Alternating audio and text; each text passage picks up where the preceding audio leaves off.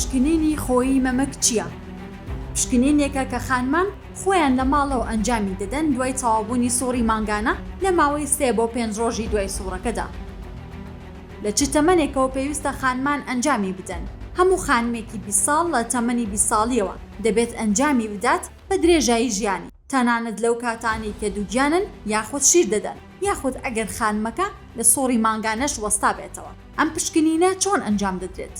چەندین ڕێگەی جیاواز هەیە، بەڵام باشترین ڕێگە ئەوەیەکە خانمەکە لە بەردەم ئاوێنەیەکدا بوەستێت و هەردوو دەستی بەرز بکاتەوە و سەیری مەمکەکانی بکات بۆ گۆڕانکاریەکان، یاخود بزانێت هیچ گۆڕانکاریەکی هەیە لە قەبارە یاخود ڕەنگی مەمکەکاندا و مەمکەکەش بگوشێت بۆ هەر دەردراوێت. ئەم پشکنینە بۆچی ئەنجام دەدرێت؟ ئەم پشکنینە گرنگە بۆ زانینی هەستکردن بە گرێ، هەبوونی برین و ڕووشاوی لە چواردەوری گۆی مەمکەکەدا، هەبوونی دەردراوی خوێناوی لاگۆی مەمکەوە، هەبوونی سووربوونەوە و ئاوساوی مەمکەکە، بەناوداچوونی بەشێکی پێستی مەمکەکە، یاخود گۆڕانکاریەکانی وەکو توێکڵی پرتەقاڵ لە مەمکەکەدا، یاخود بەناوداچوونی گۆی مەمک.